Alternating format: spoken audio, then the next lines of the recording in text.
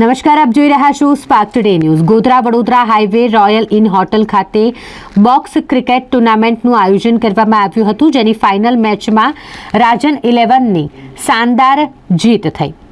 Godhra Vadodara highway road પર આવેલ royal in cricket box ખાતે નાઇટ ક્રિકેટ ટુર્નામેન્ટનું આયોજન ગોધરા શહેરના જાણીતા ક્રિકેટર સલમાન હુરી તેમજ સુલેમાન યાયમન દ્વારા કરવામાં આવ્યું હતું। આ ક્રિકેટ ટુર્નામેન્ટમાં 32 જેટલી ટીમોએ ભાગ લીધો હતો, જેમાં રાજન 11 અને ડાઉન 11 વચ્ચે ફાઇનલ મેચ રમાઈ, જેમાં રાજન 11 ટીમની 8 વિકેટે શાનદાર જીત થઈ। સમગ્ર ટુર્નામેન્ટ દરમિયાન ઇરફાનભાઈ ધાતિયાએ શાનદાર પરફોર્મન્સ આપી બેસ્ટ બેટ્સમેનની ટ્રોફી પોતાના નામે કરી ફાઇનલ મેચની એક ઝલક મેળવવા મોટી સંખ્યામાં લોકો ઉમટી પડ્યા હતા।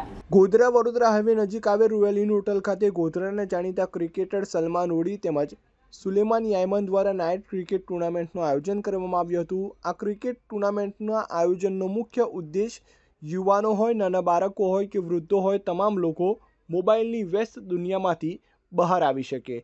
આ નાઇટ ક્રિકેટ ટુર્નામેન્ટમાં 32 જેટલી ટીમોએ ભાગ લીધો હતો, જેમાં ગત મોડી રાત્રે ફાઇનલ મેચ રમાઈ હતી। ડાઉન 11 અને રાજન 11 વચ્ચે ફાઇનલ મેચ રમાઈ હતી, જેમાં રાજન 11ની શાનદાર જીત થઈ હતી। આ ફાઇનલ મેચની એક ઝલક મેળવવા માટે મોટી સંખ્યામાં ગોધરાવાસીઓ ઉમટી પડ્યા હતા।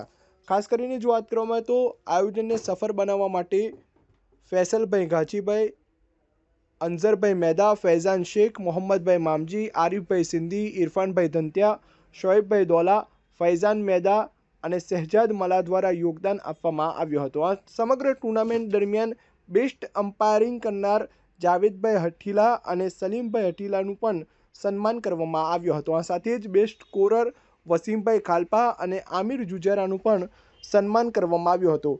ખાસ કરીને જો વાત કરવામાં આવે તો જે પ્રમાણેમાં લોકોનો ઉત્સાહ જોવા મળ્યો હતો, તે ઉત્સાહને લઈ આવનાર સમયમાં પણ આ જ પ્રકારની ટુર્નામેન્ટો યોજાતી રહે તેવી લોકો માંગ કરી રહ્યા છે।